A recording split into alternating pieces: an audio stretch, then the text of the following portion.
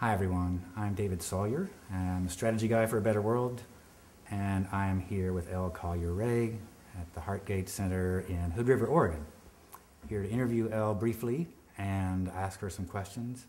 I'm not only a strategy guy, but I've also become a student of Elle, and I'm someone who has the deepest respect for who she is, what she offers, and I hope you feel the same way. So, Elle, it's good to be here with you. I don't even know where to start asking you questions. You know, you've expanded my own view of what's possible for a human being so profoundly that I'm just going to ask a general question and hope you take it any way you want to. You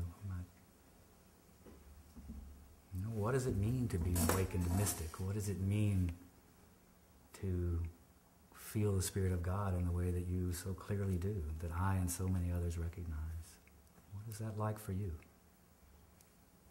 It's just a state of universal awareness and sweet symphonic awareness at that.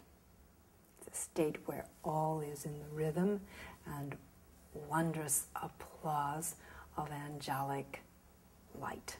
It's a state where light becomes transfused in us like blood into a weak person, where we come alive, we come aligned with truth, and it lives in us and sings in us and reveres in us that which is good of us and brings it about in every act, in every way, every single way we live on earth, as it is in our duty name of God's presence we call good.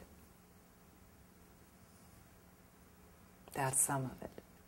So as you always do, you combine words in the most extraordinary ways, and it's almost as if you're picking words, you know, out of some higher dimension, out of the atmosphere, and bringing them here.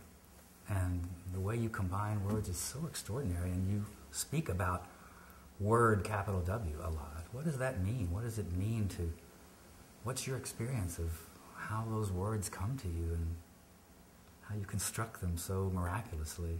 That's the real gate we can take into why I am what I am, how I am, presents itself as the alliterated O term, and I will express as much as I can of this. In Hungarian, there is a word for God. It's O with, is it the umlaut over it? The two dots over the O. It's a wondrous word, for it resembles wholeness.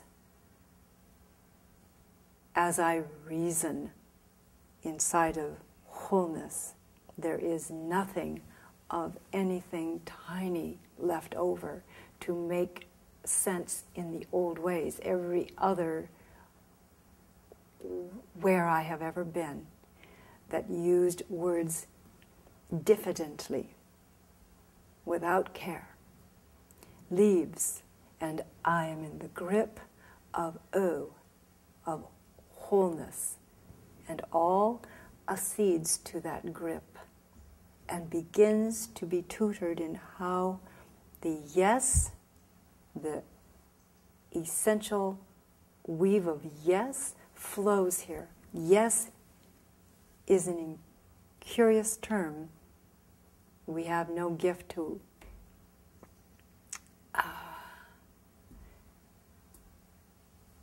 make good sense of it until we love.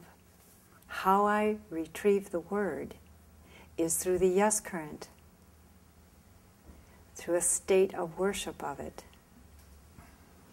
and a state where there is no indignity in being overcome, where I have no cure by going backwards for something else I may have learned. I have nowhere I can go. I am unnamed, unmade, until I become one with the Word. Even now, as I am rephrasing what I am being put to, it's making it so that all that I am is dissolved.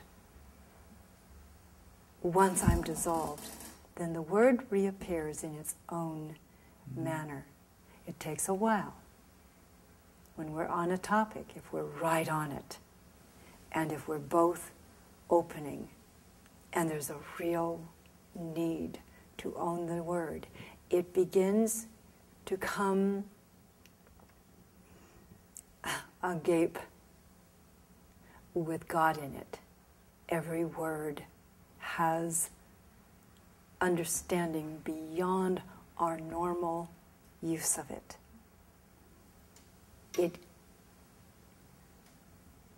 This is the word that keeps wanting to be said now. It gapes through the vessel here in sound and its frequency. That's all it gives, is sound and frequency. First, following the sound frequency that emits a certain astonishment of where I am, there am I also. Wherever I am, there am I also. It emits a certain astonishment of how has it been so long since we have come here to find this. It emits a great wave of greeting and a curious question: are you sure you will stay with me? If you will not, I will retreat, and you better come to the mountain again to find me. All the while I am saying words in English, you are being found out. You who are listening, you who are learning what is come, will find out I am that, and there's no other. It's not human.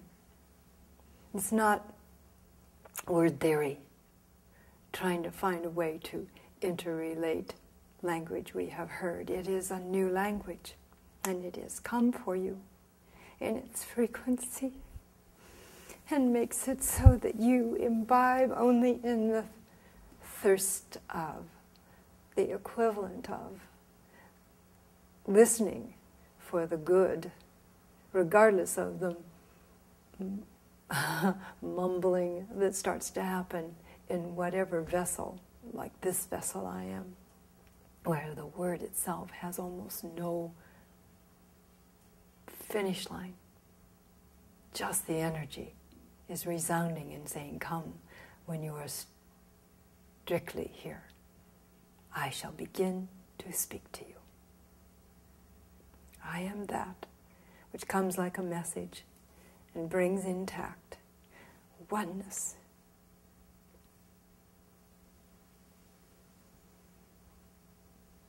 I feel it sitting here with you now. I mean, your compassion and your tears of glory, really. It's tears of glory. Are so palpable. Oh. Your words are like a stream of koans, just flowing. They are undecipherable. They don't speak at to first. the prefrontal cortex, do not. You know? They are wired to draw you in, to make you go where you couldn't go in language easily. Though I keep speaking, it's a strange thing. I know, there your is words a rhythm. are like magic carpets that we all ride. They're not Yes. something that you quote unquote understand. They're, Yeah. you know, they're You vehicles, will understand them. but not, you know, in the usual way. I will tell you how you will understand them, you and all. You will understand them by love, thorough admiration of the flow that has come for you. And you will be turned as if inside out. And in the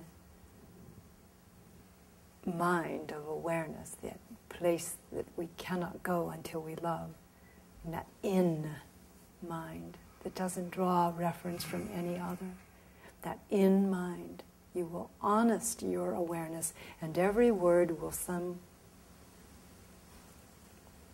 up your given awareness. You will notice what is said differently than listening. It will feed back in you the reconnection to every living truth. And you will know that this resounding word I speak is resounding in you, from you.